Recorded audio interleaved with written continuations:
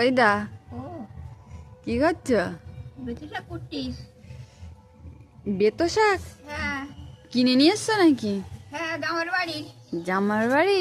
হ্যাঁ, ও, তাই এই কটা শাক আর এত বড় গামলা? কতজন মানুষ তোমরা নাকি? আরো সাধন। ছজনে এত বড় গামলা? হ্যাঁ, বাবা গো,